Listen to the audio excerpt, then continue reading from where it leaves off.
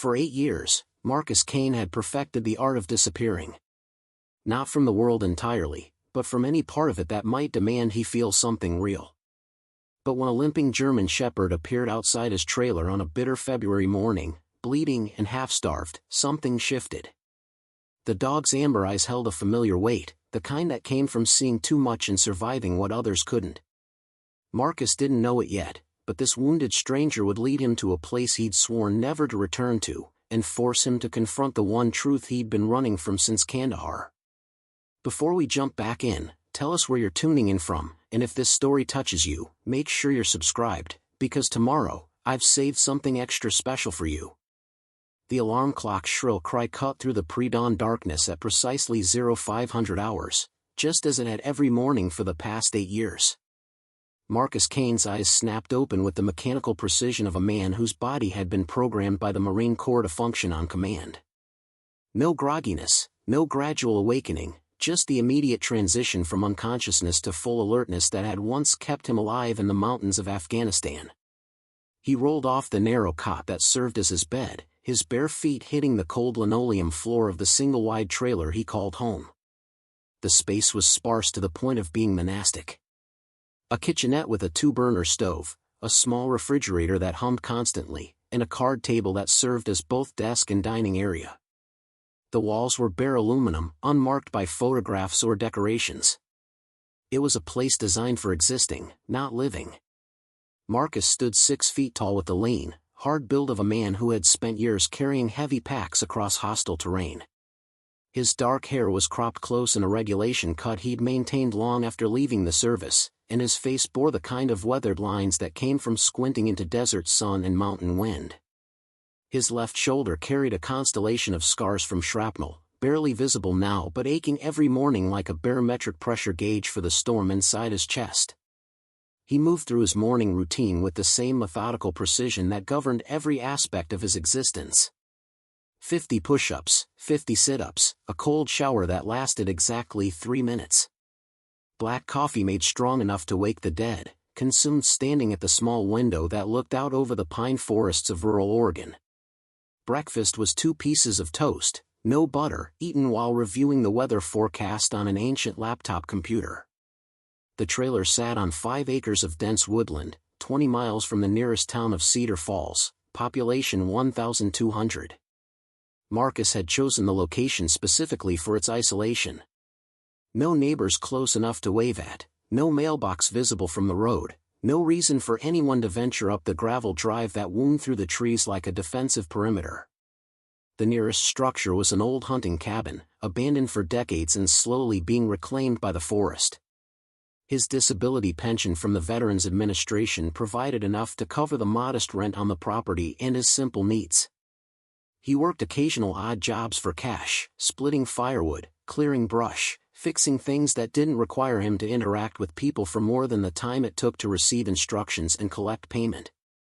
It was a carefully constructed life designed around one principle: minimal human contact, maximum emotional numbness.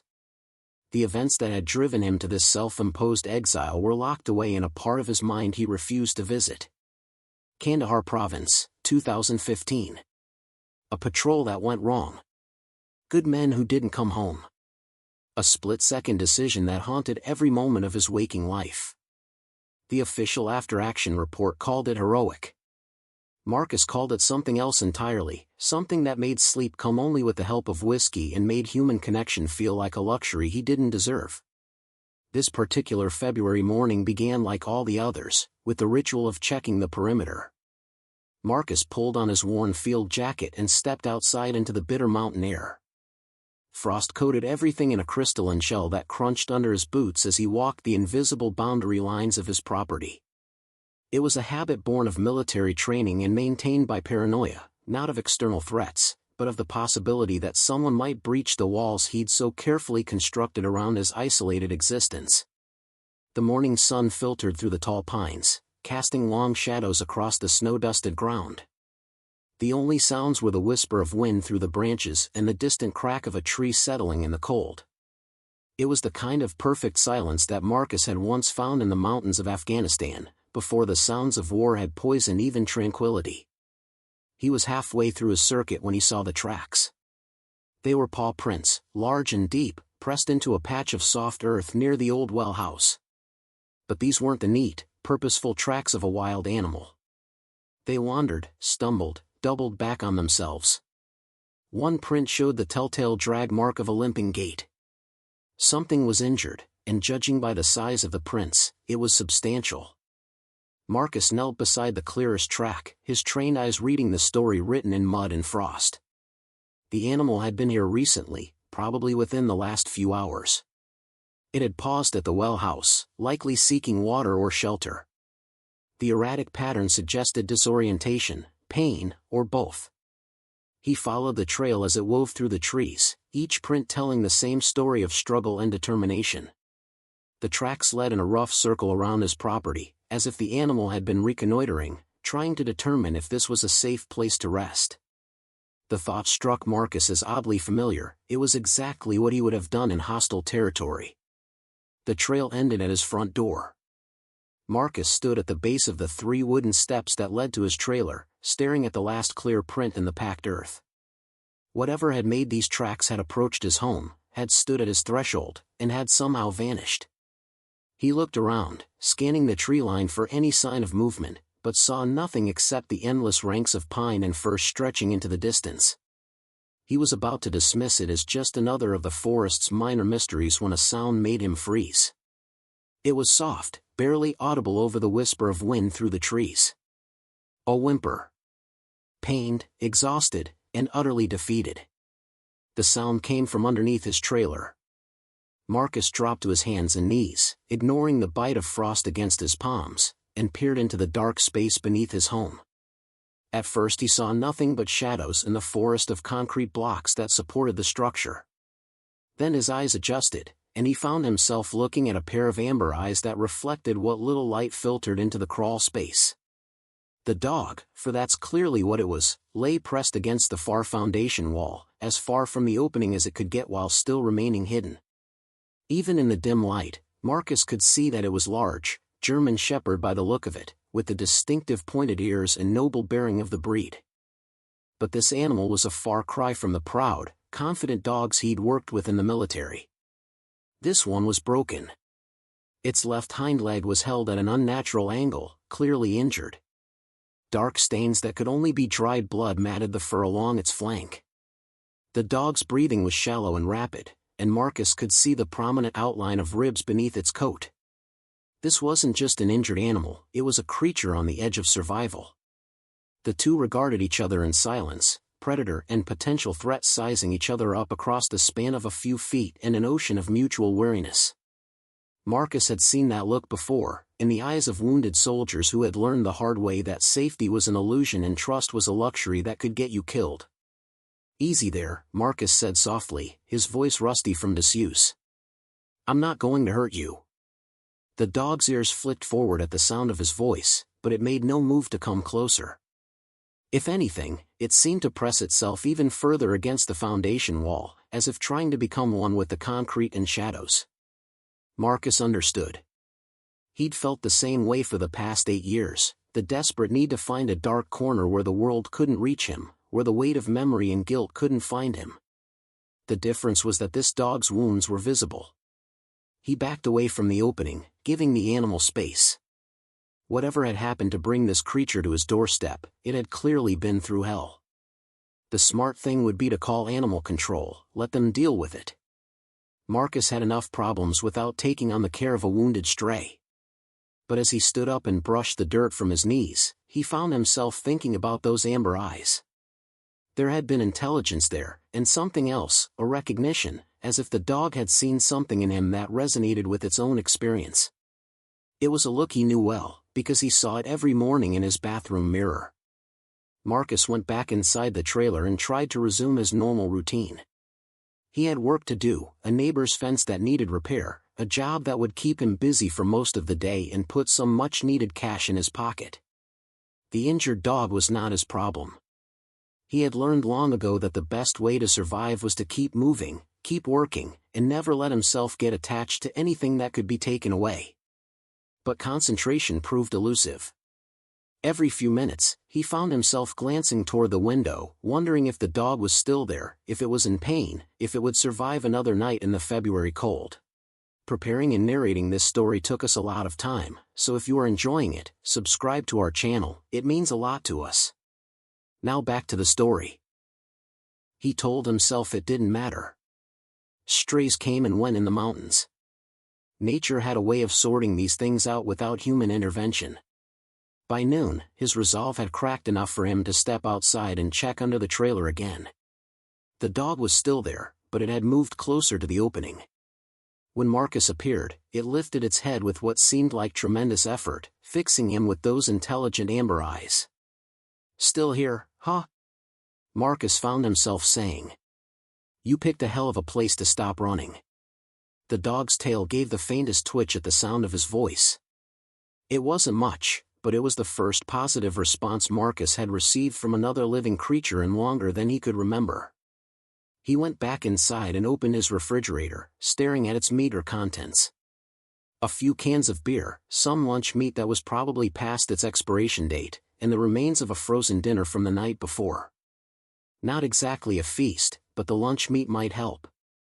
Marcus had never owned a dog, but he'd worked with them extensively during his time in Afghanistan. Military working dogs were partners, assets, weapons in the war on terror. They were trained to detect explosives, track insurgents, and protect their handlers with their lives. He'd seen dogs perform acts of courage that would have earned human soldiers medals, and he'd seen them die for causes they couldn't possibly understand. He took the package of turkey from the refrigerator and tore it open, the processed smell making his stomach turn slightly. It wasn't much, but it was protein, and the dog clearly needed nutrition more than it needed gourmet cuisine. When he returned to the crawl space opening, the dog hadn't moved. Marcus held up a piece of the meat where the animal could see it, then placed it on the ground about 3 feet from the opening. He backed away and waited. The dog watched him with those unblinking amber eyes for several long minutes. Then, moving with obvious pain and difficulty, it began to army crawl toward the offering. Its injured hind leg dragged behind it, leaving a small trail in the dirt, but it never took its gaze off Marcus. When it reached the meat, the dog sniffed it carefully before taking it in its jaws and retreating back to its hiding spot. It consumed the food quickly, efficiently, the way someone ate when they weren't sure when their next meal might come. Marcus placed another piece of meat on the ground, this time a little closer to where he stood. The process repeated itself, the dog emerging with painful slowness to claim its prize before disappearing back into the shadows.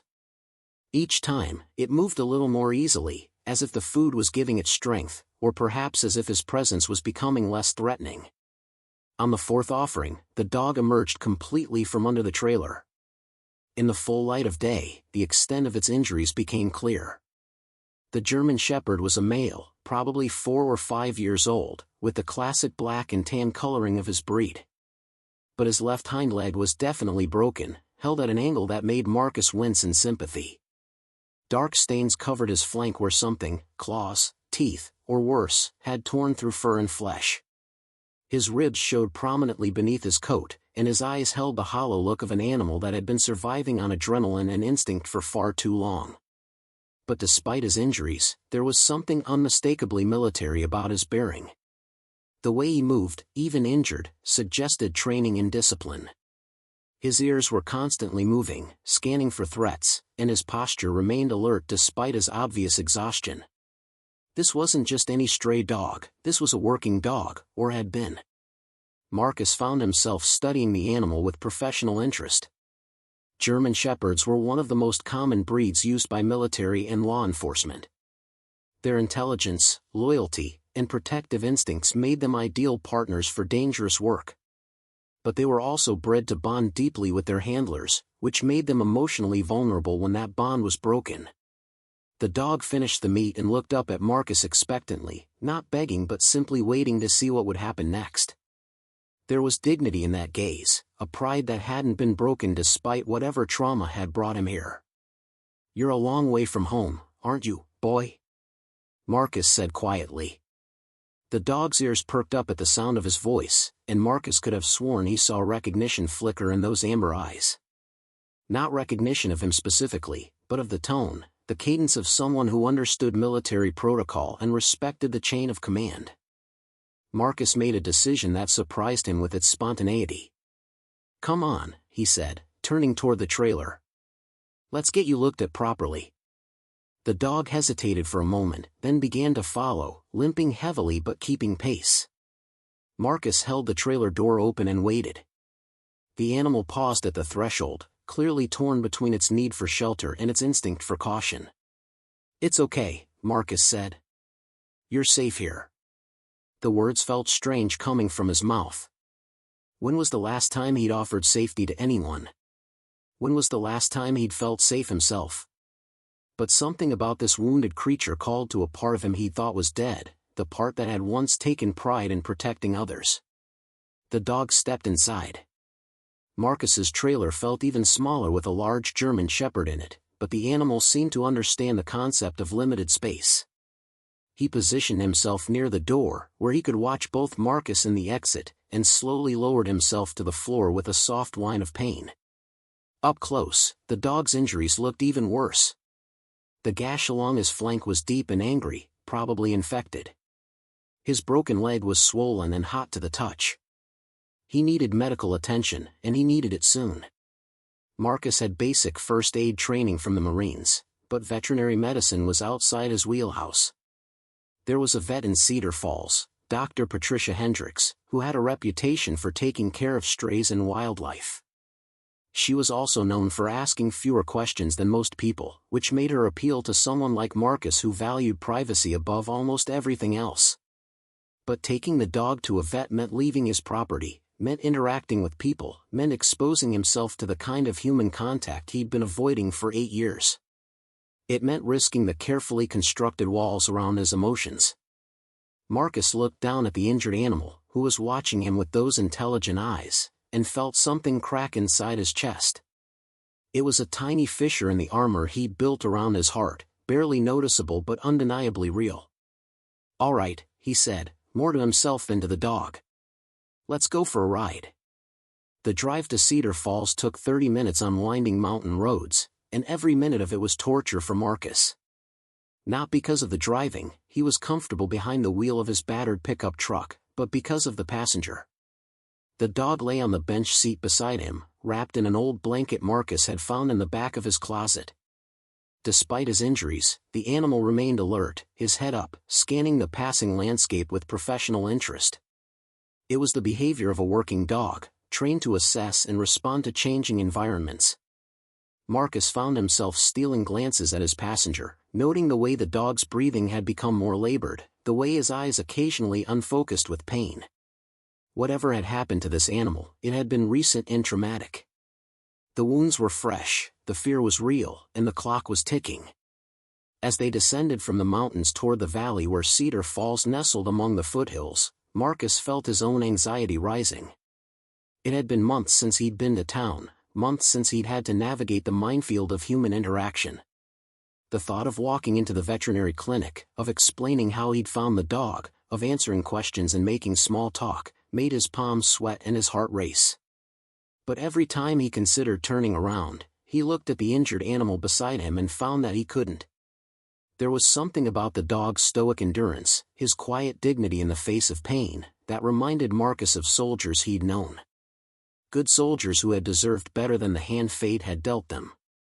Cedar Falls appeared around a bend in the road like something from a Norman Rockwell painting.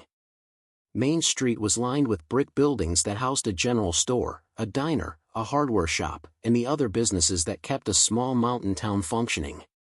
American flags hung from lampposts, and the sidewalks were clean and well maintained. It was the kind of place where everyone knew everyone, where newcomers were noticed and discussed, where a reclusive veteran with a wounded dog would definitely attract attention.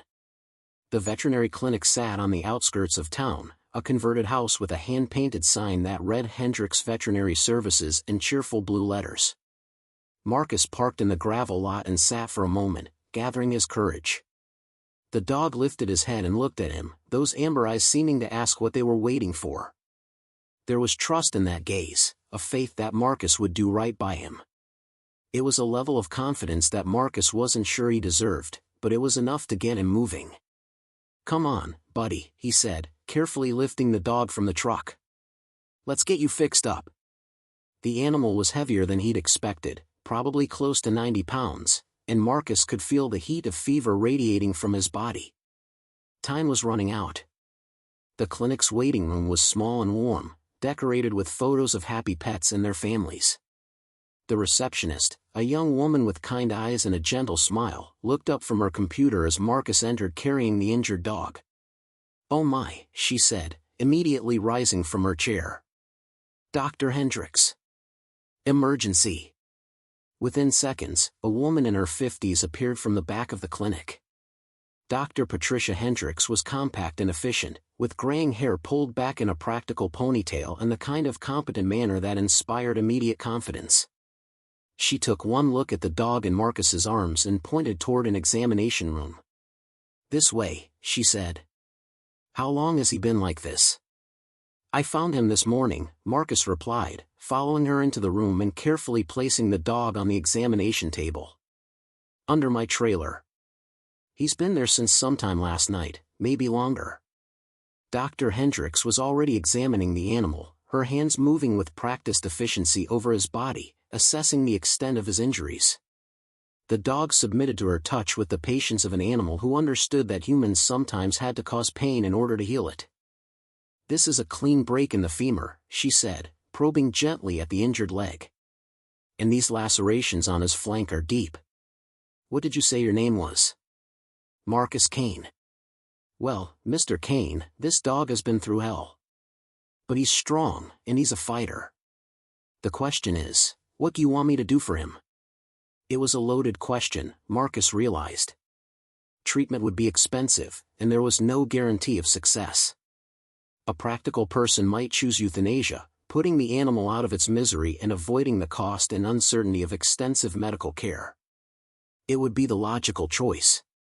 Marcus looked down at the injured dog, who was watching him with those intelligent amber eyes, still trusting, still waiting for someone to make the decision that would determine his fate. In that moment, Marcus saw something of himself in the animal, wounded, abandoned, surviving on instinct and stubborn refusal to give up. "Fix him," Marcus said. "Do whatever it takes." Dr. Hendricks nodded, already reaching for her instruments. "It's going to be expensive. We're talking surgery, medication, extended recovery time. Probably close to $3,000 when all is said and done." $3,000 was more money than Marcus had spent on anything in years. It was more than his monthly disability check, more than he had in his savings account. It was the kind of financial commitment that would force him to take on more work, to interact with more people, to emerge from the isolation he'd so carefully constructed. "I'll find the money," he said. As Dr. Hendricks prepared to sedate the dog for surgery, she paused and looked at Marcus with curious eyes. "You know, this isn't just any stray. This is a trained animal. Look at his posture, his alert behavior despite his injuries. I'd bet money this is a working dog, police, military, search and rescue maybe. Someone's looking for him." Marcus felt something cold settle in his stomach. Of course someone was looking for the dog. Animals like this didn't just wander off and disappear. They were valuable, both financially and emotionally. Somewhere, a handler was probably grieving the loss of his partner.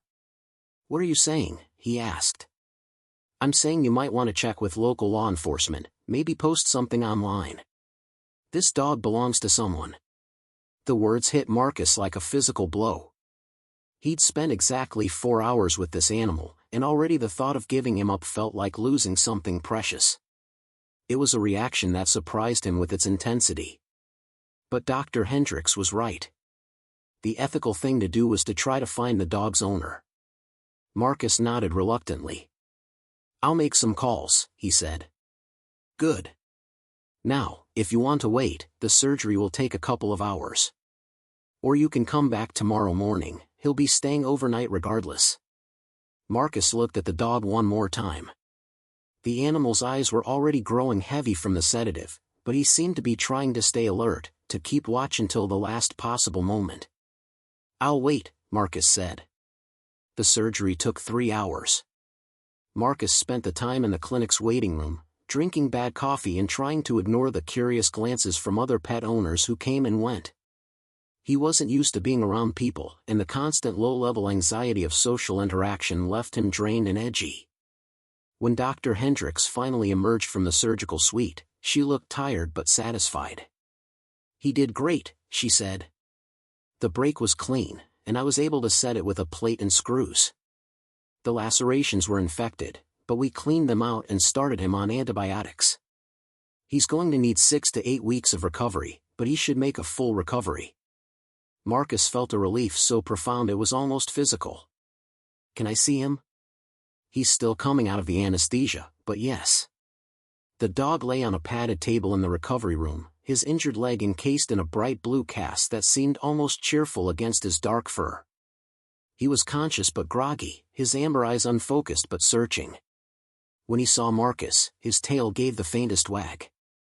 "Hey there, buddy," Marcus said softly, placing a gentle hand on the dog's head. "You did good." The simple act of offering comfort to another living creature felt strange and unfamiliar after so many years of emotional isolation. But it also felt right in a way that Marcus couldn't quite explain.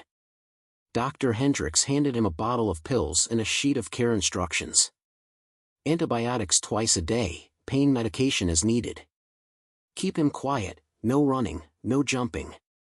Bring him back in 2 weeks so I can check the incision sites." Marcus nodded, already calculating how he was going to manage the care of an injured animal in his tiny trailer. It would mean rearranging his entire existence, accommodating another creature's needs and schedule. It would mean responsibility, commitment, the possibility of loss. It would mean caring about something again.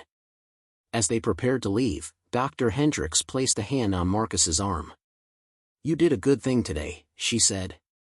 "Not everyone would have made the choice you made." On the drive home, the dog slept fitfully in the passenger seat, occasionally whimpering as the truck hit bumps in the mountain road. Marcus found himself driving more carefully than usual, taking curves slowly and avoiding potholes. It was a small thing, but it marked a fundamental shift in his priorities.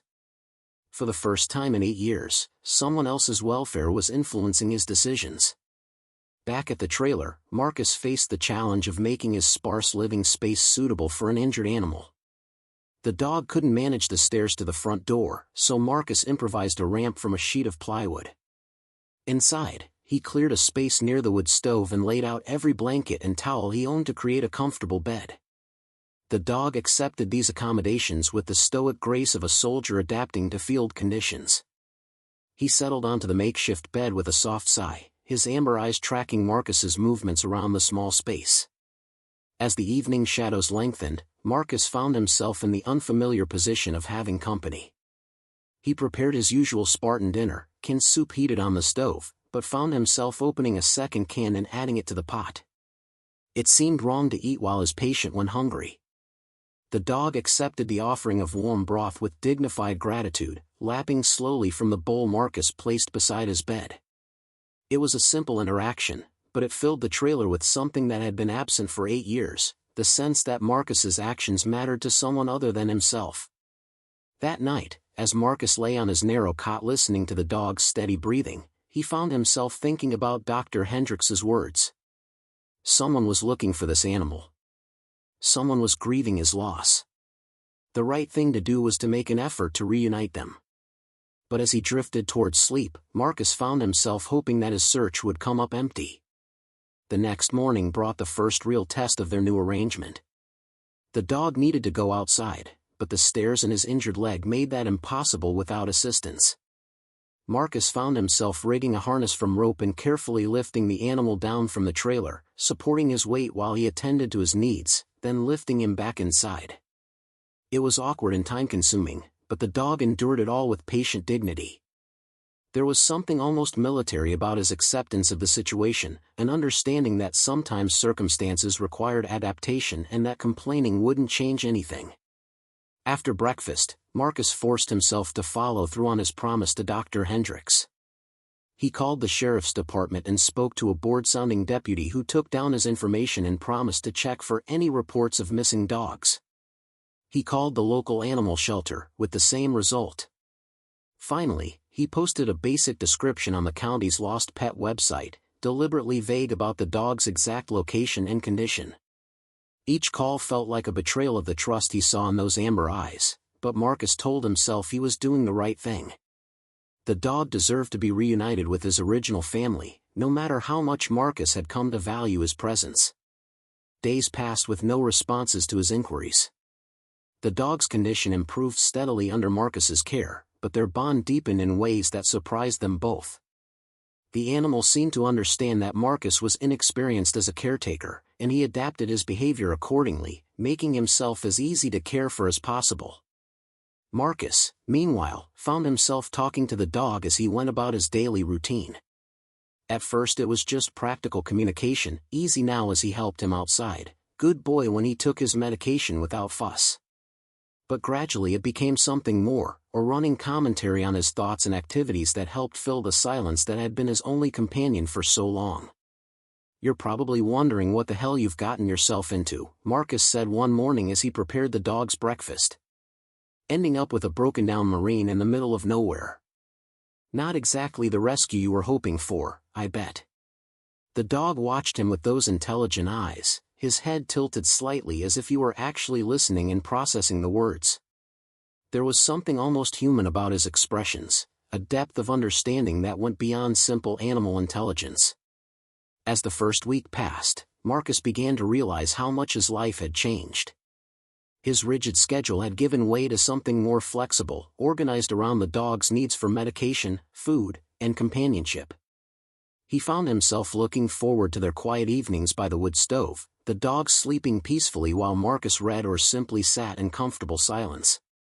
It was a kind of peace he hadn't experienced since before Kandahar, a sense that his life had purpose beyond mere survival. But it was also terrifying, because it meant that Marcus had something to lose again. The second week brought an unexpected visitor. Marcus was helping the dog outside for his morning routine when he heard the sound of tires crunching on gravel. A white pickup truck with Clackamas County Sheriff emblazoned on the side made its way up his drive, moving slowly through the trees. Marcus felt his pulse quicken, the old instincts kicking in. Official vehicles meant questions, scrutiny, the possibility that his carefully constructed isolation was about to be compromised. Deputy Sheriff Janet Walsh stepped out of the truck with the easy confidence of someone comfortable in uniform. She was a woman in her early 40s with short auburn hair and the kind of steady gaze that missed nothing. Marcus had seen her around town on his rare trips to Cedar Falls, but they'd never spoken. She had a reputation for being thorough, fair, and not easily intimidated. "Mr. Kane," she called out, her voice carrying easily across the clearing. "I'm Deputy Walsh. Wonder if I could have a word with you." Marcus carefully supported the dog as he made his way down the makeshift ramp, buying himself time to think. The German Shepherd's ears had perked up at the sound of the official vehicle, and Marcus noticed something he hadn't seen before. The dog's entire demeanor had changed. His posture straightened despite his injuries, his head came up in an alert stance, and his eyes locked onto the deputy with unmistakable recognition. This wasn't just casual interest. This was the behavior of an animal who knew exactly what law enforcement represented. "Morning, Deputy," Marcus replied, keeping his voice neutral. "What can I do for you?" Walsh approached slowly, her eyes taking in the scene. The injured dog, the improvised care setup, the way Marcus positioned himself protectively between her and the animal. She was reading the situation with professional interest. "Got a call about a week ago," she said. "Someone reported finding an injured dog, possibly a working animal." "That would be you, I'm guessing?"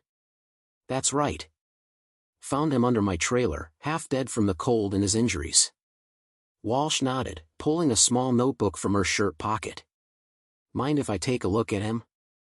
I've got some experience with K9 units." Marcus hesitated. Every instinct told him to refuse, to send her away and protect the fragile peace he'd found with the dog. But he also knew that stonewalling a law enforcement officer would only create more problems. He stepped aside, allowing the deputy to approach. The moment Walsh came within a few feet of the dog, his behavior shifted dramatically. Despite his injuries and the awkwardness of the cast, he attempted to sit at attention. His tail began to wag, and he let out a soft whine of excitement. It was the first time Marcus had seen him display anything approaching enthusiasm for another human being. "Well, I'll be damned," Walsh said softly, kneeling down to examine the dog more closely. She moved with the practiced ease of someone who knew how to interact with working animals, letting him sniff her hand before gently scratching behind his ears. "You're a good boy, aren't you?" "A very good boy." The dog's response was immediate and heartbreaking. He leaned into her touch, his entire body trembling with suppressed excitement. It was as if he'd been waiting for weeks for someone who spoke his language, who understood what he was. Walsh looked up at Marcus, her expression serious. "This is definitely a police dog. Probably specialized training, too. See how he tried to sit at attention despite his injuries? That's ingrained behavior. Someone put a lot of time and money into training this animal." Marcus felt something cold settle in his stomach. Any idea where he might have come from? "That's the strange thing," Walsh said, continuing to examine the dog. "I've checked with every K9 unit within a 200-mile radius. Nobody's reported a missing dog matching his description. No stolen vehicle reports involving police dogs, no transport accidents, nothing. It's like he just appeared out of thin air." She stood up, dusting off her knees. "There's one possibility, though. About 3 weeks ago, there was an incident up in Washington. Multi-agency task force was raiding a drug operation in the Cascades. Things went sideways, shots were fired, and in the chaos, several suspects escaped into the wilderness. One of the federal agencies involved had K9 support, but the details are classified. I made some calls, but nobody's talking." Marcus processed this information, watching as the dog continued to gaze hopefully at Deputy Walsh. "You think he might have been involved in that operation?" "It's possible. If there was an ambush, if his handler was injured or killed, the dog might have run. Survival instinct. Animals sometimes travel incredible distances when they're traumatized or disoriented." The words hit Marcus like a physical blow. The idea that this dog might have lost his handler, might have watched his partner die, created a connection he hadn't expected. It was a scenario Marcus understood all too well. Walsh seemed to notice his reaction. "You all right, Mr. Kane?" "Yeah," Marcus said, though his voice came out rougher than intended. Just thinking about what that must have been like for him. Animals process trauma differently than humans, but they definitely feel it. A dog like this, trained to work with a specific handler, forms an incredibly strong bond. Losing that partner would be devastating. Marcus looked down at the dog, who was still watching Deputy Walsh with hopeful eyes. "So what happens now?" "Officially, I file a report stating that you found an injured stray and are providing care while attempting to locate the owner." "Unofficially?" She paused, studying Marcus carefully. "This dog has been through hell. He's found someone willing to take care of him, and he's clearly bonding with you. Sometimes the best thing for a traumatized animal is stability and routine with someone who understands what they've been through." There was something in her tone that suggested she knew more about Marcus's background than she was letting on.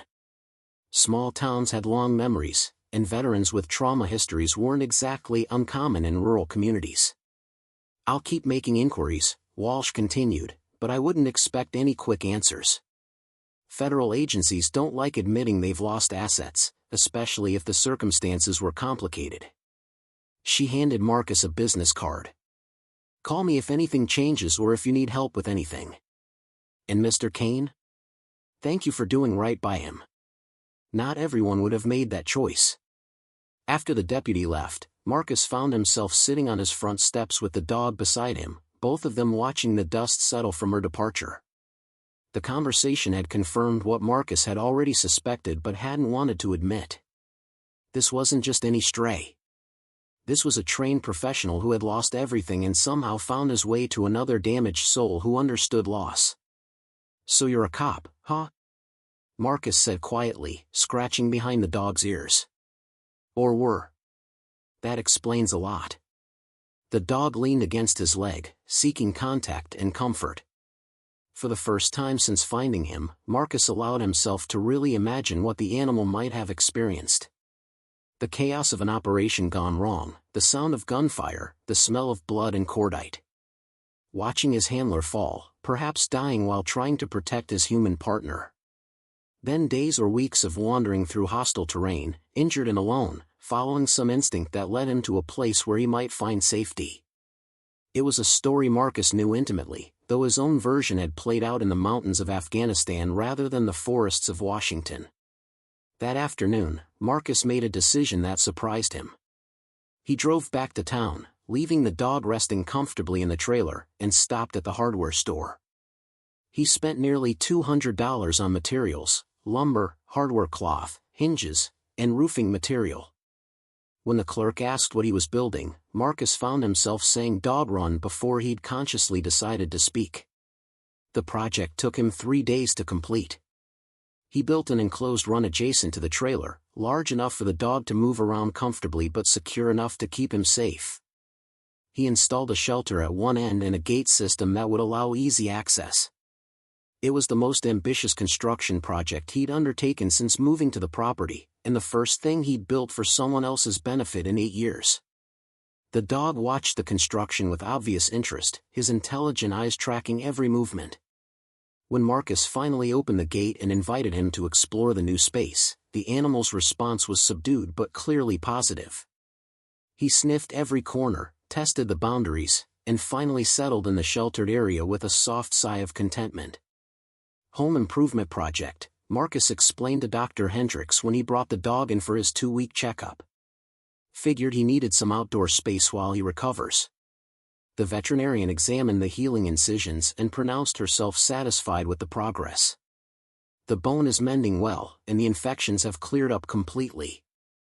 Another month and we can probably remove the cast. She paused, giving Marcus a meaningful look. You've done a good job with him. He's put on weight, his coat is improving, and his overall demeanor is much better. Whatever you're doing, keep it up. Any word on finding his owner? Marcus asked, though part of him dreaded the answer. Nothing. I've sent his photo to every veterinary clinic and animal shelter in 3 states. If someone was actively looking for him, we'd have heard something by now. She hesitated. Have you thought about what you're going to do long term? I mean, if no one claims him? The question hung in the air between them. Marcus had been avoiding thinking about the future, focusing instead on day-to-day care and recovery. But Dr. Hendricks was forcing him to confront the possibility that this arrangement might be permanent. I guess we'll figure that out when we get there, he said finally. On the drive home, Marcus found himself studying the dog in the rearview mirror. The animal was alert and calm, watching the passing scenery with professional interest. There was something peaceful about his presence, a sense of shared understanding that Marcus hadn't realized he'd been missing. That evening, as they settled into their routine by the wood stove, Marcus made another impulsive decision. He pulled out his laptop and began researching German shepherds, military working dogs, and animal trauma recovery. He read about bonding behaviors, rehabilitation techniques, and the long-term care requirements for retired service animals. Says here that dogs like you are bred for loyalty and intelligence, Marcus said, reading from the screen. Strong pack instincts, natural protectiveness, need for mental stimulation and clear leadership structure. He looked down at the dog, who was watching him with those amber eyes. Sounds familiar, doesn't it? As the weeks passed, their routine evolved into something more complex and meaningful. Marcus began taking the dog on short walks around the property as his leg healed, carefully supporting him over rough terrain. The animal's stamina improved gradually, and Marcus noticed that he seemed to be mapping the area, learning the boundaries and identifying potential threats or escape routes. It was strategic thinking, the behavior of someone trained to assess and control his environment. Marcus found himself adapting his own habits to accommodate his companion's needs and instincts. He varied their walking routes to provide mental stimulation. He created simple training exercises that allowed the dog to use his intelligence and skills without straining his healing leg. Most importantly, he established clear routines and boundaries that provided the structure a working dog needed to feel secure. The transformation was gradual but undeniable. The hollow-eyed, broken animal Marcus had found under his trailer was being replaced by something more vital and engaged. The dog's coat regained its luster, his movements became more confident, and his natural alertness returned. But more than that, he began to display personality traits that had been buried under trauma and survival instinct. He was curious about everything, investigating new scents and sounds with systematic thoroughness. He was protective without being aggressive, positioning himself between Marcus and any potential threats but never showing hostility without cause. And he was gentle in ways that surprised Marcus, careful with his movements around the confined space of the trailer, respectful of boundaries, patient with Marcus's inexperience as a caretaker. Most remarkably, he began to seek out physical contact. Not in the needy, desperate way of an abandoned animal, but with the quiet confidence of someone who had decided that Marcus was trustworthy. He would rest his head on Marcus's foot while he worked at his laptop. He would lean against his leg during their evening routines. Small gestures that said more about trust and acceptance than any amount of dramatic behavior could have conveyed. Marcus found these moments profoundly moving in ways he couldn't quite explain.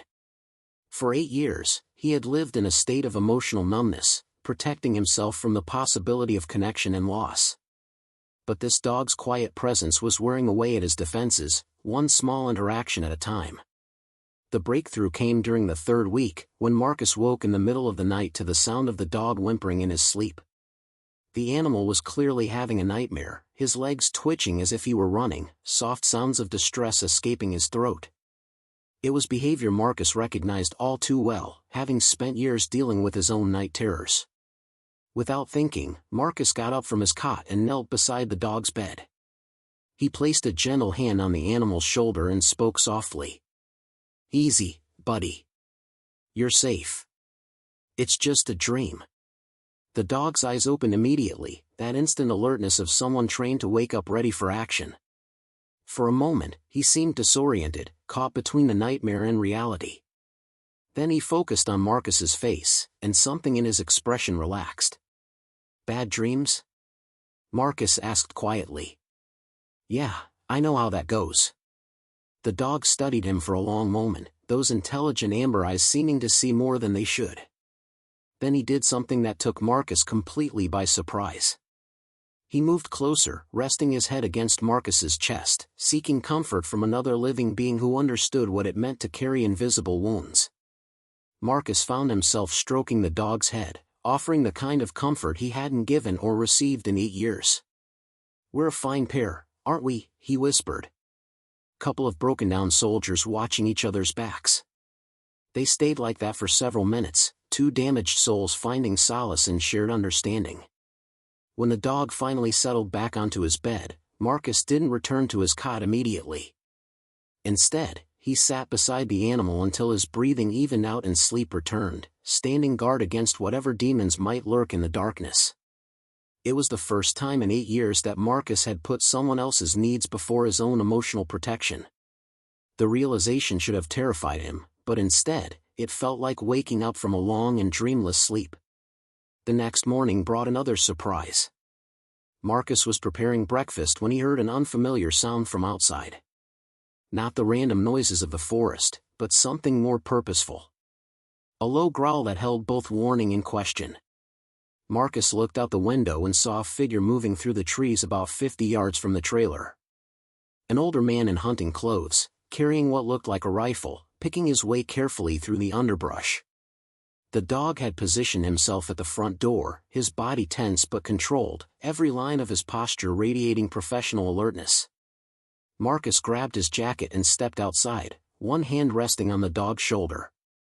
The presence of his companion changed everything about the encounter. Instead of the anxiety and defensiveness he would normally feel when confronted by an unexpected visitor, Marcus felt calm and prepared. He wasn't alone anymore.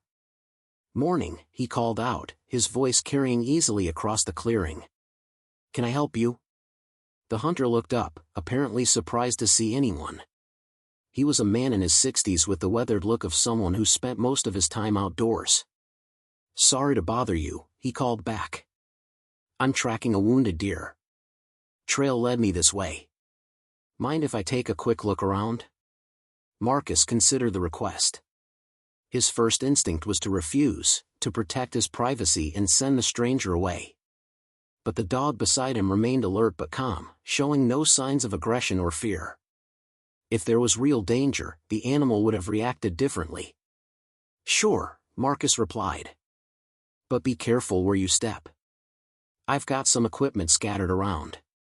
The hunter nodded and continued his search, moving with the practiced efficiency of someone who knew how to read sign and track wounded game. The dog watched every movement but didn't leave Marcus's side, content to observe and assess rather than intervene. After 10 minutes, the hunter returned, shaking his head. "Trail went cold about 100 yards that way," he said, pointing toward the dense forest. "Animal probably bedded down somewhere to heal up." He paused, noticing the dog for the first time. "That's a beautiful German Shepherd. Looks like he's been through some rough times." "He's recovering from surgery," Marcus said simply. The hunter nodded understandingly. "They're tough animals. Smart, too. Had one myself years ago. Best hunting partner I ever had." He shouldered his rifle and prepared to leave. "Thanks for letting me look around. Name's Bill Harper, by the way. I've got a place about 5 miles east of here." Marcus Kane. They shook hands, the simple human interaction feeling less awkward than Marcus had expected. Maybe it was the dog's presence, or maybe it was the gradual erosion of his social anxiety, but the encounter felt manageable rather than threatening. After Harper left, Marcus found himself thinking about the exchange. For the first time in 8 years, he had handled an unexpected social situation without panic or defensive anger. The dog's calm confidence had somehow transferred to him, providing a stability that allowed him to function normally.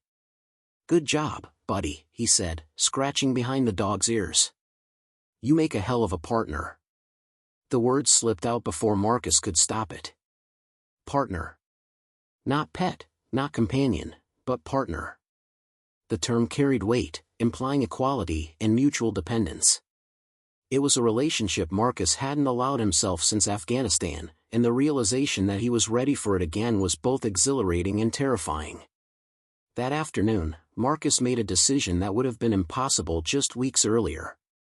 He drove to the nearest town with a military surplus store and purchased a heavy-duty collar, a quality leash, and a set of identification tags. When the clerk asked what name to engrave on the tags, Marcus hesitated for only a moment before answering. "Ranger," he said. "His name is Ranger." The name felt right the moment he spoke it. It honored the dog's professional background while giving him a new identity, a fresh start with someone who understood what he'd been through. When Marcus fastened the new collar around the dog's neck that evening, the animal seemed to understand the significance of the gesture. He sat still and dignified while Marcus worked, then looked up at him with those intelligent amber eyes that seemed to say thank you. "Welcome home, Ranger," Marcus said quietly. For the first time in 8 years, Marcus Kane was no longer alone. He had a partner, a fellow veteran who had lost everything and found a second chance in the mountains of Oregon. It was the beginning of a journey neither of them could have imagined, but both desperately needed. The cast came off in the 4th week, revealing a leg that was slightly stiff but functional. Dr. Hendricks pronounced Ranger fully recovered, though she recommended continued physical therapy and gradual increase in activity. Marcus took this advice seriously, designing a rehabilitation program that would rebuild Ranger's strength without risking rangery. They began with short walks around the property, gradually extending the distance as Ranger's stamina improved. Marcus noticed that the dog approached these exercises with professional determination, pushing himself but respecting his limitations. It was the behavior of someone who understood the importance of proper recovery and wasn't willing to jeopardize his long-term health for short-term satisfaction. As Ranger's physical condition improved, his psychological state continued to evolve as well. The hypervigilance that had characterized his early days began to relax into something more sustainable. He remained alert and aware, but no longer seemed to expect attack from every shadow. The constant tension in his body eased, replaced by the natural confidence of an animal who felt secure in his environment. Most importantly, his relationship with Marcus deepened into something that transcended simple dependency. They developed a communication system based on subtle cues and shared understanding. Marcus learned to read Ranger's body language, understanding when he was tired, alert, or seeking attention. Ranger, meanwhile, seemed to sense Marcus's moods and emotional state, offering comfort during dark moments and companionship during peaceful ones. The change in Marcus was equally dramatic. The mechanical routine that had defined his existence for 8 years gave way to something more organic and responsive. His days were now structured around Ranger's needs and their shared activities, but this felt like freedom rather than constraint. For the first time since Afghanistan, Marcus had a reason to get up in the morning that went beyond mere survival. He began to take better care of himself, eating regular meals and maintaining his physical fitness not just out of habit but because Ranger depended on him. He started sleeping better, partly because the dog's presence provided a sense of security he hadn't realized he was missing, and partly because the simple act of caring for another living being had given his life meaning again. Most significantly, the walls Marcus had built around his emotions began to show cracks. Not the dramatic collapse he feared, but a gradual opening that allowed light into the darkness that had defined his existence for so long. He found himself laughing at Ranger's antics when the dog discovered a particularly interesting scent or sound. He felt pride when Ranger mastered a new training exercise. He experienced something approaching contentment during their quiet evenings by the fire. These were small emotions, carefully controlled and quickly suppressed, but they represented a fundamental shift in Marcus's internal landscape. For 8 years, he had lived in a state of emotional winter. Now, tentative signs of spring were beginning to appear. The transformation didn't go unnoticed by the outside world. When Deputy Walsh stopped by for a follow-up visit, she immediately commented on the changes she observed. "He looks like a completely different animal," she said, watching Ranger demonstrate his recovery by walking confidently around his exercise area. "And if you don't mind me saying so, you look different too, Mr. Kane. More present, I guess." Marcus found himself able to accept the observation without defensiveness. "He's been good for me," he admitted. "Gives me something to focus on besides my own problems." Walsh nodded understandingly. Animals have a way of doing that. They live in the moment, and they expect the same from us. Makes it harder to get lost in the past or worry about the future. Her words resonated with Marcus more than he cared to admit. For 8 years, he had been trapped between the ghosts of Afghanistan and the fear of an uncertain future. Ranger's presence had forced him into the present moment, demanding attention and care that left little room for the destructive thought patterns that had dominated his existence. As spring arrived in the Oregon mountains, Marcus made another decision that would have been unthinkable just months earlier. He contacted a local contractor about making improvements to the property. Not major renovations, but practical upgrades that would make the space more comfortable for both him and Ranger. The contractor, a soft-spoken man named Tom Peterson who specialized in rural properties, seemed unsurprised by the request. "Lot of folks up here making changes to accommodate animals," he said during his initial site visit. "Dogs, horses, sometimes even wild creatures they've taken in. Mountains have a way of bringing out the caretaker in people." Marcus found himself describing his vision for the improvements with an enthusiasm that surprised him. A larger, more weatherproof shelter in Ranger's exercise area. Better insulation for the trailer to keep them both more comfortable during the harsh mountain winters. A covered porch where they could sit outside during bad weather. "Sounds like you're planning to stay put for a while," Peterson observed. "Yeah," Marcus replied, realizing as he spoke that it was true. "I think we are." The work took 2 weeks to complete, and Marcus found himself enjoying the process more than he'd expected. Having people around the property, seeing the improvements take shape, watching Ranger adapt to the changes with professional interest, it all felt like progress towards something positive rather than mere maintenance of the status quo. When the work was finished, Marcus surveyed the results with satisfaction. The property felt more like a home now, less like a hiding place. It was a space designed for living rather than merely surviving, and the change in perspective it represented felt significant beyond the practical improvements. That evening, as he and Ranger settled into their routine on the new covered porch, Marcus found himself thinking about the future for the first time in 8 years. Not with the paralyzing anxiety that had defined his thoughts for so long, but with something approaching curiosity. What would their life look like in a year? 5 years? What other changes might be possible? The questions didn't have answers yet, but for the first time, Marcus was willing to live with uncertainty rather than fear it. Ranger's presence had given him something he hadn't realized he was missing: hope for a future that might be better than the past. As the sun set behind the mountains, painting the sky in shades of orange and gold, Marcus scratched behind Ranger's ears and spoke the words that had been building in his chest for weeks. "Thank you, buddy," he said quietly. "For finding me. For staying. For reminding me what it feels like to be alive." Ranger looked up at him with those intelligent amber eyes, and Marcus could have sworn he saw understanding there. Not just of the words, but of the journey they'd taken together from that first cold February morning when a wounded dog had sought shelter under a broken man's trailer. They were both different now. Healed in ways that went far beyond physical recovery. Ready for whatever came next in a future that suddenly seemed full of possibility. The letter arrived on a Tuesday morning in late April, mixed in with the usual assortment of bills and advertisements that constituted Marcus's sparse mail delivery. The envelope was official, bearing the seal of the Department of Veterans Affairs, and Marcus almost threw it away without opening it. He'd received enough official correspondence over the years to know that government letters rarely brought good news. But something made him pause.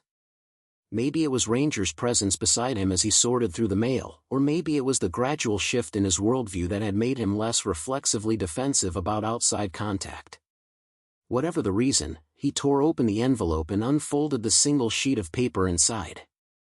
The letter was brief and formal, requesting his presence at a ceremony honoring veterans of Operation Enduring Freedom. The event would take place at the Portland Veterans Medical Center in 3 weeks, and Marcus's name had been submitted by someone in his former unit.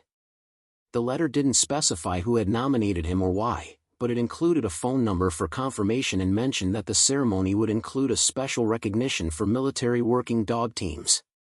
Marcus read the letter twice, feeling a familiar tightness in his chest.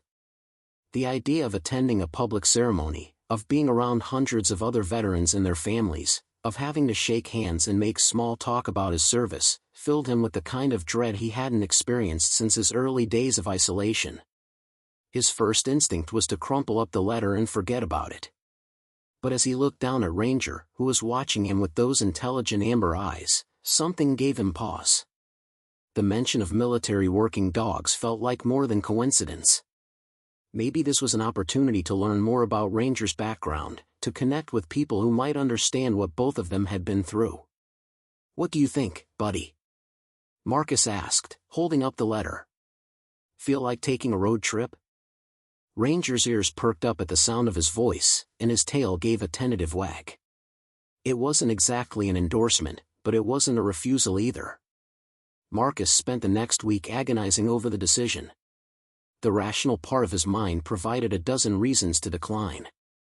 He had no appropriate clothes for a formal ceremony. He hadn't been around large groups of people in years. The drive to Portland would take 4 hours each way, and Ranger might not handle the stress of travel and crowds well. But there was another voice in his head, one that had been growing stronger since Ranger's arrival. It whispered that maybe it was time to stop running from his past, to stop hiding from the connections that had once given his life meaning. Maybe Ranger had found him for a reason that went beyond simple companionship. The decision was ultimately made for him by an unexpected phone call. Marcus was working in Ranger's exercise area, replacing a section of fencing that had been damaged by the winter weather, when his cell phone rang. The number was unfamiliar, but something compelled him to answer. "Marcus Kane?" The voice on the other end was crisp and professional, with the unmistakable cadence of military bearing. "Speaking. This is Master Sergeant Rodriguez, 82nd Airborne. I got your number from the VA. I wanted to talk to you about the ceremony in Portland." Marcus felt his defenses rising immediately. I haven't decided if I'm attending. I understand, Rodriguez said, his tone softening slightly. These things can be tough for guys like us. But I wanted you to know why your name came up. I served with Jake Morrison in Afghanistan. Ring any bells? The name hit Marcus like a physical blow. Jake Morrison had been his team's communications specialist, a kid from Ohio with an infectious laugh and an uncanny ability to keep everyone's spirits up during the darkest moments. Jake had been in the vehicle that hit the IED outside Kandahar, the explosion that had torn Marcus's unit apart and left him with survivor's guilt that had poisoned the last 8 years of his life. Jake's dead, Marcus said, his voice barely above a whisper. Yeah, I know. I was there when we brought him home. But before he died, he talked about you a lot. Said you saved his life more than once, said you were the kind of leader who never left anyone behind. He wanted to make sure people remembered that. Marcus gripped the phone tighter, his knuckles white with tension. I don't know what he told you, but I wasn't a hero. I was the one who made the call that got him killed. That's not how he saw it, Rodriguez replied firmly. And it's not how the rest of us saw it either. You made the best decision you could with the information you had. Sometimes things go wrong anyway. That's war, not failure. The words were ones Marcus had heard before from counselors and fellow veterans, but coming from someone who had been there, who had known Jake personally, they carried a weight that previous attempts at comfort had lacked. The ceremony isn't about celebrating war, Rodriguez continued. It's about honoring the bonds we formed and the sacrifices we made for each other. Jake would want you there. And from what I hear, you've got a four-legged partner now who might benefit from meeting some other veterans who understand what he's been through. After Rodriguez hung up, Marcus sat in the late afternoon sunshine, processing the conversation. Ranger had settled beside him during the call, his warm bulk pressed against Marcus's leg in a gesture of support that had become second nature. The dog seemed to sense that the conversation had been significant, and he waited patiently while Marcus worked through his thoughts. The truth was that Marcus had been thinking about Jake more often since Ranger's arrival. The process of caring for a wounded partner, of building trust and communication with someone who had seen combat, had brought back memories of the bonds he'd formed with his team. Not the traumatic memories that usually dominated his thoughts, but earlier ones. The long hours of training, the shared meals in remote outposts, the quiet conversations about home and family and what they'd do when their deployment ended. Jake had been the one who always talked about getting a dog when he got home. He'd grown up on a farm and missed having animals around. He'd shown Marcus pictures of his family's German shepherds, talking about their intelligence and loyalty with the kind of enthusiasm that had made him beloved by the entire unit. Maybe it's time, Marcus said aloud, looking down at Ranger. Maybe it's time to stop hiding from the good memories because we're afraid of the bad ones. The decision to attend the ceremony required more preparation than Marcus had anticipated. His wardrobe consisted entirely of work clothes and military surplus gear, nothing appropriate for a formal event. A trip to the only men's clothing store in Cedar Falls yielded a simple dark suit that fit reasonably well and a white shirt that would have to suffice. More challenging was preparing Ranger for the journey. The dog had never been on a long car trip, and Marcus wasn't sure how he would handle the stress of crowds and unfamiliar environments. He spent several days taking Ranger on progressively longer drives, acclimatizing him to extended time in the vehicle and exposure to busier roads and more populated areas. Ranger handled these preparations with his characteristic professionalism, adapting to each new challenge with the kind of stoic acceptance that Marcus recognized from his own military training. The dog seemed to understand that something significant was happening, and he approached the situation with alert interest rather than anxiety. The morning of the ceremony dawned clear and warm, perfect weather for the 4-hour drive to Portland. Marcus loaded the truck with supplies for both of them, checked and double-checked his directions, and tried to ignore the growing knot of anxiety in his stomach. He hadn't been around this many people in 8 years, and the prospect of social interaction on such a large scale felt overwhelming. But as they pulled out of the gravel driveway and onto the winding mountain road that would take them to the interstate, Marcus felt something unexpected alongside the anxiety. It was anticipation, the first time in years that he'd looked forward to anything beyond the simple routines of daily survival. The drive passed more quickly than Marcus had expected. Ranger proved to be an excellent traveling companion, alert but calm, occasionally shifting position on the bench seat but never showing signs of distress or restlessness. They stopped twice for brief walks at highway rest areas, and both times Marcus noticed that Ranger's demeanor attracted attention from other travelers. The dog's obvious training and professional bearing drew respectful nods from veterans and admiring comments from families. Portland appeared gradually through the morning haze, its skyline rising from the confluence of the Willamette and Columbia rivers. Marcus had been to the city only a few times since leaving the military, and the sight of so much concrete and traffic made his pulse quicken with the old familiar anxiety. But Ranger's steady presence beside him provided an anchor, a reminder that he wasn't facing this challenge alone. The Veterans Medical Center was a sprawling complex of modern buildings set on a hill overlooking the city. Cars filled the parking lots, and people in military dress uniforms mingled with families and veterans in civilian clothes. Marcus found a parking space at the edge of the lot, as far from the crowds as possible, and sat for a moment gathering his courage. "Last chance to change our minds," he said to Ranger, who was watching the activity outside with professional interest. The dog looked at him with those amber eyes that had seen so much, and Marcus read something like encouragement in his gaze. Whatever Ranger had been through before finding his way to the Oregon mountains, he'd faced it with courage and determination. The least Marcus could do was show the same strength. The ceremony was held in a large auditorium filled with hundreds of veterans and their families. Marcus found a seat in the back row, Ranger lying quietly at his feet, both of them taking in the scope of the gathering. The stage was decorated with flags and military emblems, and a display of photographs showed fallen service members from various conflicts. As the program began, Marcus found himself drawn into the stories being shared.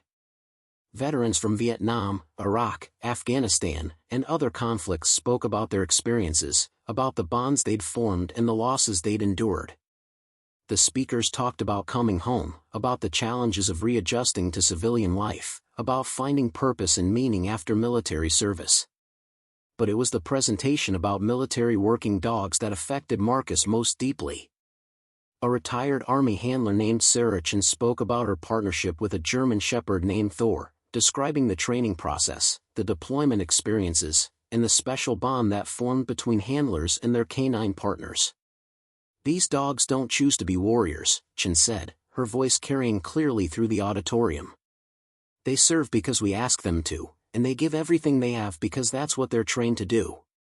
When they're wounded or traumatized, when they lose their handlers or their sense of purpose, they deserve the same care and respect we give to any veteran." Marcus felt Ranger shift beside him, the dog's ears perking up at the sound of Chen's voice. When she began showing photos of military working dogs in action, Ranger's attention became riveted to the stage, his body language shifting into the alert posture Marcus had learned to recognize. The presentation concluded with a ceremony honoring the memory of handlers and dogs who had died in service. As each name was read, Marcus found himself thinking about the unknown handler who had trained and deployed with Ranger, who had probably died protecting others in some unnamed operation in the Washington wilderness. When the formal program ended, people began to mingle in the lobby area, sharing stories and connecting with old friends. Marcus felt his anxiety spike as the crowd pressed around him, but before he could retreat to the parking lot, he heard someone call his name. "Marcus Kane?" "Master Sergeant Rodriguez." Marcus turned to see a compact Hispanic man in dress blues approaching, his bearing unmistakably military despite the silver in his hair. Behind him was Saracen, the handler who had given the presentation about military working dogs. "Glad you could make it," Rodriguez said, extending his hand. "And this must be the partner I heard about." Marcus shook the offered hand, noting the firm grip and direct eye contact that marked Rodriguez as someone accustomed to command. "This is Ranger," he said, gesturing to the dog at his side. Chen knelt down to examine Ranger more closely, her experienced eyes taking in his posture and bearing. "Beautiful animal," she said. "Definitely professionally trained. Mind if I ask where you found him?" Marcus gave a brief account of Ranger's arrival at his property, the injuries and recovery process, and the mysteries surrounding his background. Chen listened with growing interest, occasionally asking clarifying questions about the dog's behavior and training responses. "I'd like to introduce you to someone," she said when Marcus finished his story. "There's another handler here who might be interested in your situation." She led them across the lobby to where a small group of veterans had gathered around a tall man in civilian clothes.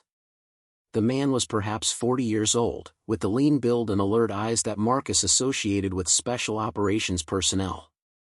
When Chen called his name, he turned toward them with the fluid movement of someone constantly aware of his surroundings. "Dave Harrison," Chen said, "I'd like you to meet Marcus Kane and his partner Ranger." Harrison's reaction to seeing Ranger was immediate and dramatic. His eyes widened, and he dropped to one knee, studying the dog with intense focus. Ranger, for his part, seemed equally affected by the encounter. His tail began to wag, and he moved forward with more enthusiasm than Marcus had ever seen him display around a stranger. "Jesus Christ," Harrison whispered, reaching out to stroke Ranger's head. "Atlas? Is that really you?" The name hit Marcus like a thunderbolt. Ranger's response was unmistakable. His entire body seemed to vibrate with excitement, and he pressed against Harrison with obvious recognition and joy. Harrison looked up at Marcus, his eyes bright with emotion. "This is my dog," he said simply. "Atlas. I thought he was dead." The reunion that followed was both heartwarming and heartbreaking. Harrison explained that he was a federal agent specializing in counter-narcotics operations, and that Atlas had been his partner for 3 years. They had been part of the multi-agency operation in Washington that Deputy Walsh had mentioned, an attempt to disrupt a major drug trafficking network operating in the remote forests of the Cascade Range. The operation had gone catastrophically wrong when the suspects had detected their approach and set up an ambush. Harrison had been severely wounded in the initial firefight, and in the chaos that followed, Atlas had been separated from the team. By the time backup arrived and the area was secured, the dog was nowhere to be found. Search efforts had continued for weeks, but the wilderness was vast and unforgiving, and eventually Atlas had been presumed dead. "I've been blaming myself for months," Harrison said, his voice thick with emotion. "I should have kept better control of the situation. Should have anticipated the ambush. Should have protected him better." Marcus felt a familiar stab of recognition. The guilt, the self-recrimination, the endless replaying of events that couldn't be changed. Harrison was describing the same emotional prison that had trapped Marcus for 8 years. "He found me," Marcus said quietly. "Broken leg, infected wounds, half-starved. But he found his way to someone who understood what he'd been through." Harrison looked at Marcus with new interest, taking in the details of his appearance and bearing that marked him as a fellow combat veteran. "You've been taking care of him all this time?" "We've been taking care of each other." The 3 men talked for over an hour, with Chen occasionally contributing observations about military working dog psychology and recovery. Harrison explained that Atlas had been specially trained for high-risk operations, that his skills and experience made him particularly valuable for federal law enforcement work. But he also acknowledged that the dog had been through severe trauma, and that his recovery was more important than his potential return to active duty. "The question is," Harrison said finally, "what happens now? Technically, Atlas is federal property. I have the authority to reclaim him. But I can see that he's bonded with you, and that you've provided exactly the kind of stable, understanding environment he needed to heal." Marcus felt his heart sink. For weeks, he'd been dreading this moment, the possibility that Ranger's true owner would appear and reclaim him. But now that it was happening, the prospect of losing his partner felt unbearable. "He's your dog," Marcus said, though the words felt like swallowing broken glass. "You trained him, deployed with him. He belongs with you." Harrison studied Marcus for a long moment, then looked down at Atlas, who was sitting between them, alert and calm. "Actually," he said slowly, "I'm not so sure about that anymore." He explained that his own injuries from the ambush had been severe enough to force his retirement from active operations. He was transitioning to a desk job with the federal agency, work that wouldn't require a canine partner. More importantly, he was dealing with his own trauma from the operation, struggling with the same guilt and emotional aftermath that had consumed Marcus after his experiences in Afghanistan. "Maybe what Atlas needs isn't to go back to the life he had before," Harrison said. "Maybe he needs to build something new with someone who understands what he's been through." The solution they ultimately reached was both practical and deeply meaningful. Harrison would officially transfer ownership of Atlas to Marcus, completing the legal process that would make Ranger permanently his. In exchange, Marcus would bring Ranger to regular training sessions with Harrison and other retired military working dog teams, maintaining the dog's skills while providing him with the social contact he needed with others who shared his background. Most importantly, Harrison and Marcus would stay in touch, sharing the ongoing responsibility for Ranger's well-being in their own healing process. They were both veterans dealing with trauma, both men who had found purpose in caring for a wounded warrior who needed their help. As they prepared to leave the ceremony, Marcus felt a profound shift in his understanding of what the day had accomplished. He'd come to Portland expecting to endure a few hours of uncomfortable social interaction before retreating to his mountain isolation. Instead, he'd discovered that he wasn't as alone as he'd believed. There were others who understood his experiences, who shared his struggles, who could offer support and companionship without judgment or pity. The drive home was different from the morning journey. Ranger seemed more relaxed, as if the reunion with Harrison had answered questions that had been troubling him for months. Marcus found himself talking to the dog more freely, sharing thoughts and observations about the day's events without the self-consciousness that usually marked his conversations. "So your name is really Atlas," Marcus said as they climbed into the mountains toward home. "But you've been Ranger for a while now. I guess we'll have to figure out who you want to be." The dog looked at him with those intelligent amber eyes, and Marcus could have sworn he saw contentment there. Whatever name he carried, whatever past he'd left behind, he seemed at peace with the life they'd built together in the Oregon wilderness. As they pulled into the familiar gravel driveway and saw the trailer and exercise area that had become their shared home, Marcus realized that the ceremony had given him something he hadn't expected. Not closure, exactly, but perspective. The guilt and isolation that had defined his existence for 8 years hadn't disappeared, but they no longer seemed insurmountable. He had a partner again, a fellow veteran who understood sacrifice and loyalty and the cost of service. He had connections to a community of people who shared his experiences and his commitment to healing. Most importantly, he had a future that extended beyond mere survival, a life worth living and protecting. That evening, as they settled into their routine on the covered porch, Marcus found himself making plans for the first time in 8 years. He would call Harrison next week to discuss the training sessions. He would research other veterans organizations, other opportunities to connect with people who understood his journey. He would continue to build a life that honored both his past service and his future possibilities. "Thank you," he said quietly to Ranger, who was lying contentedly at his feet. "For finding me. For staying. For showing me that it's possible to start over." The dog looked up at him with those amber eyes that had seen so much pain and loss, but also hope and healing. In that moment, Marcus understood that their journey together was just beginning. They were both wounded warriors who had found each other in the wilderness, and together they had discovered that redemption was possible, that love could overcome trauma, and that the bonds forged in adversity could become the foundation for a life worth living. The stars emerged one by one in the clear mountain sky, and Marcus Kane sat with his partner in comfortable silence, 2 veterans at peace with themselves and their shared future. They had both come home at last. Up next, you've got 2 more standout stories right on your screen. If this one hit the mark, you won't want to pass these up. Just click and check them out.